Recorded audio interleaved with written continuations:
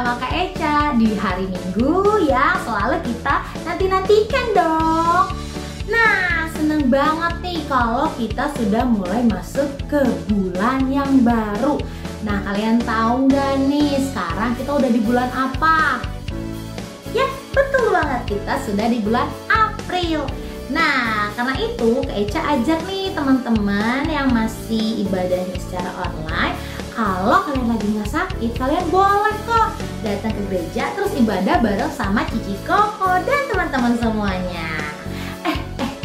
Kalau gitu gimana kalau kita memuji dan menyembah nama Tuhan hari ini dengan penuh semangat tapi ya? Oke deh, ayo kita sama-sama memuji nama Tuhan. Tapi sebelum kita mengangkat satu pujian, gimana kalau kita berdoa dulu? Ayo lipat matanya, lipat tangannya, tutup matanya, kita mau berdoa. Tuhan Yesus, sekarang kami mau mulai beribadah Live Kids. Tuhan Yesus, tolong berkatikan Cici Koko yang akan melayani ibadah hari ini. Tuhan Yesus, tolong memberkatikan kami biar kami bisa mengerti apa yang diajarkan oleh Cici dan Koko. Tuhan Yesus, dalam nama Tuhan Yesus kami sudah berdoa, amin. Nah, kalau gitu kita sama-sama ya, kita mau memuji Tuhan dengan mata kita, dengan telinga kita, dan mulut kita. Kalau gitu semua bangkit berdiri ya. Mataku melihat kebaikan Tuhan, telingaku mendengarkan firman Tuhan, dan mulutku bernyanyi memuji Tuhan. Tangan dan kakiku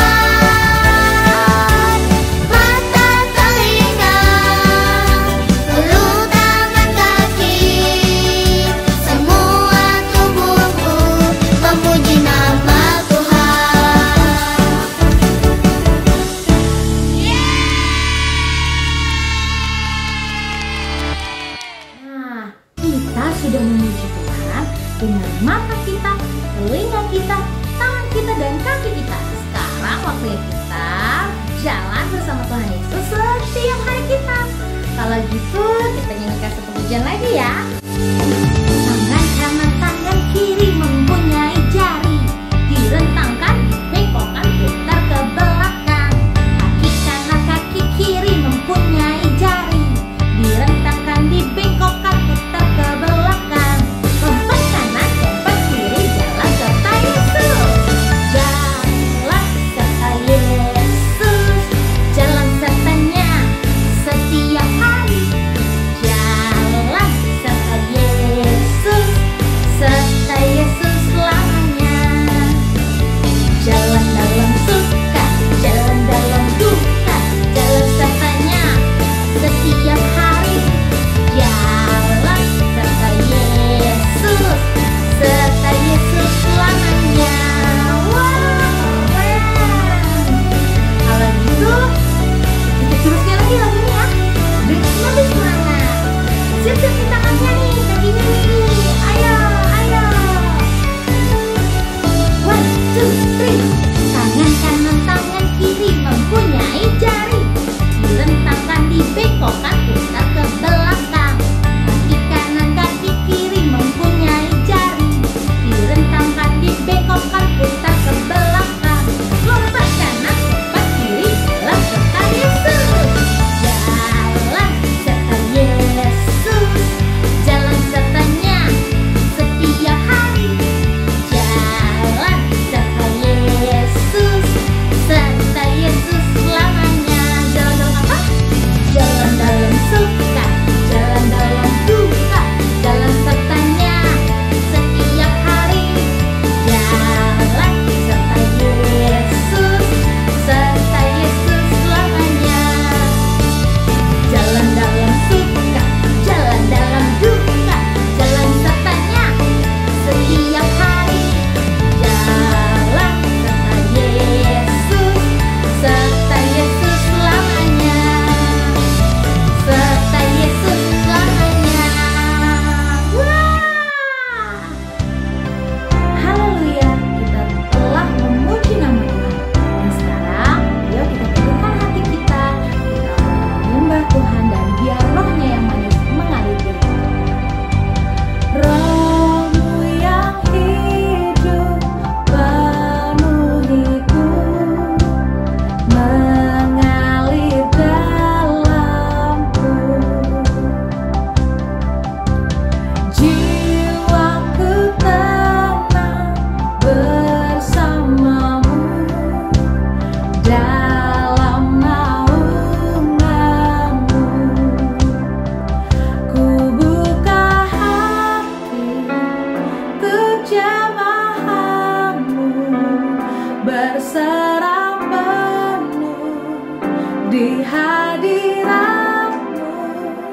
Kau ambil alih seluruh hidupku di altarmu, menyembahmu.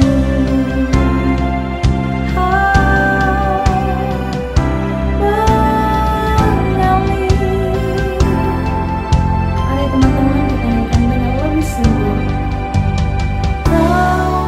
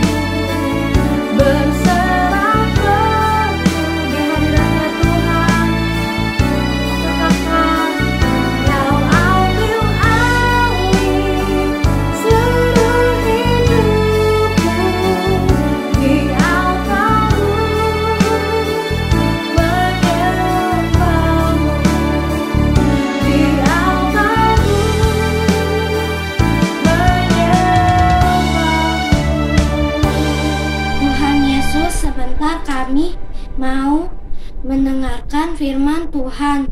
Berkati Cici Koko yang akan membawakannya, dan ajar kami duduk diam untuk mendengarkannya. Terima kasih Tuhan Yesus, amin. Halo, selamat hari Minggu adik-adik semua. Hari ini Kak Maria mau cerita tentang sebuah cerita tentang seseorang yang dibangkitkan dari kematian oleh Yesus. Ayo adik-adik, siapa yang tahu ceritanya? Ya benar, Lazarus. Nah, ceritanya ini terdapat di dalam kitab Injil Yohanes pasal 11 ayat 1 sampai dengan 46 tentang Lazarus dibangkitkan oleh Tuhan Yesus. Nah, di sebuah kota yang bernama Betania tinggallah Lazarus dengan saudari perempuannya bernama Marta dan Maria.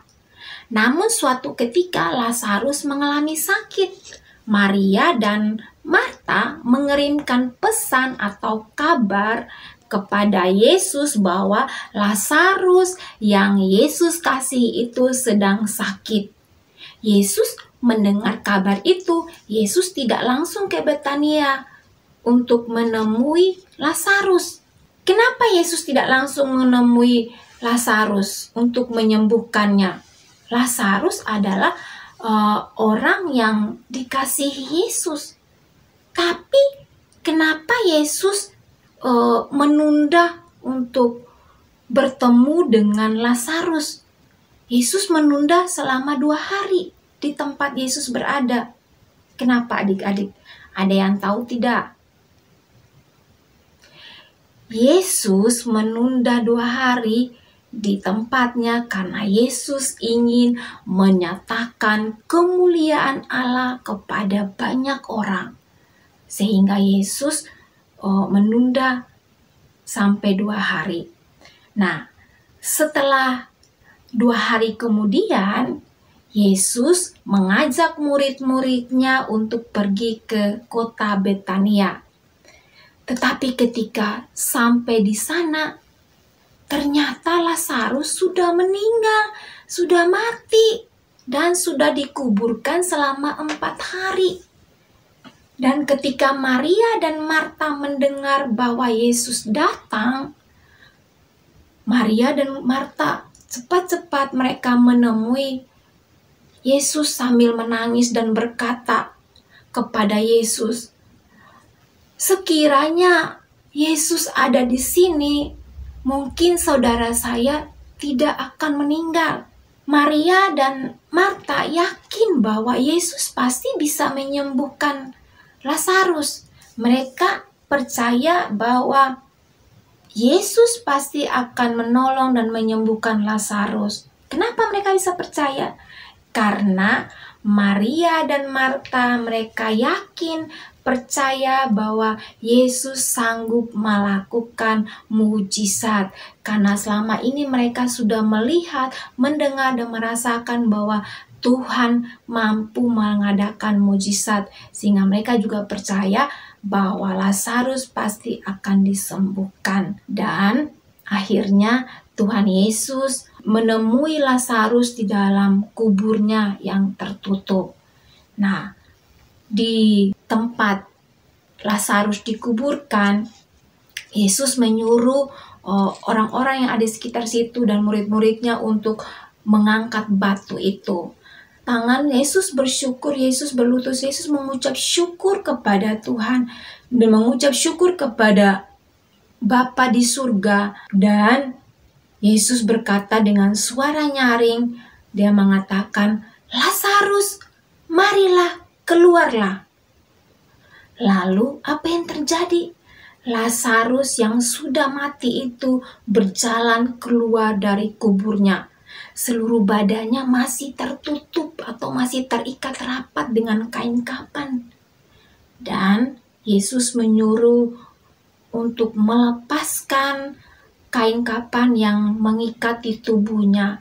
Dan Lazarus hidup kembali dan bisa berjalan kembali. Orang-orang yang melihat itu, mereka sangat bersukacita. Maria dan Marta saudaranya bersukacita dan mereka lebih sungguh-sungguh percaya kepada Tuhan, dan orang-orang yang ada di sekitar situ mereka juga percaya kepada Tuhan karena melihat bahwa Lazarus yang mati sudah 4 hari dalam kubur bisa dibangkitkan oleh Tuhan. Apakah itu sungguh luar biasa? Sungguh sangat luar biasa. Yesus luar biasa. Yesus bisa membangkitkan orang yang mati. Nah, apatah lagi kita anak-anaknya yang sangat Dia kasihi. Kita nggak usah takut. Kita percaya bahwa Tuhan pasti akan menolong kita. Nah, mungkin adik-adik saat ini merasa takut, atau mungkin adik-adik saat ini merasa sedih, atau mungkin adik-adik saat ini lagi dalam keadaan sakit.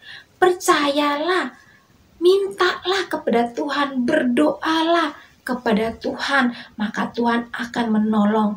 Karena di dalam kitab Yakobus pasal 5 ayat 15 bahwa bila kita berdoa dengan yakin, lahir dari hati kita, lahir dari iman kita, maka kita pasti akan mengalami kesembuhan. Jadi kalau ketika kita berdoa dengan sungguh-sungguh, yakin dan percaya dengan iman kita, maka pasti kita akan mendapatkan. Sama juga ketika Tuhan Yesus mau membangkitkan Lazarus dari mati, Tuhan Yesus berdoa kepada Bapa di surga, sehingga Bapa di surga menyatakan mujizatnya, sehingga Lazarus bisa dibangkitkan dari kematian.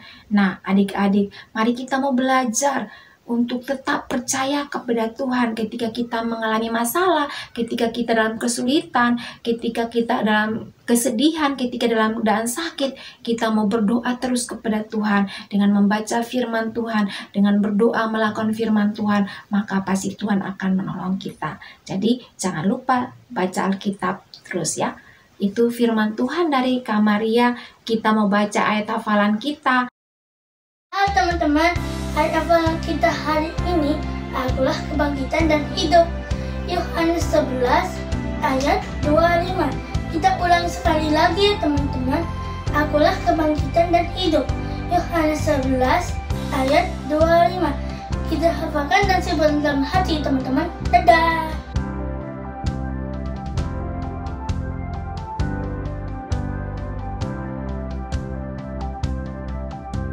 Kita mau berdoa firman dulu ya. Lipat tangannya, tutup matanya, kita mau berdoa. Tuhan Yesus, terima kasih, kami mengucap syukur pada hari ini kami sudah mendengar firman-Mu. Ajar kami untuk terus percaya kepada Tuhan, bahwa Tuhan tidak pernah meninggalkan kami, sama seperti Tuhan tidak pernah meninggalkan Lazarus. Engkau Tuhan bisa membangkitkan Lazarus dari kematian. Kami percaya Tuhan Yesus juga sanggup menolong kami dalam keadaan apapun Tuhan. Dalam nama Yesus, haleluya, amin. Dadah.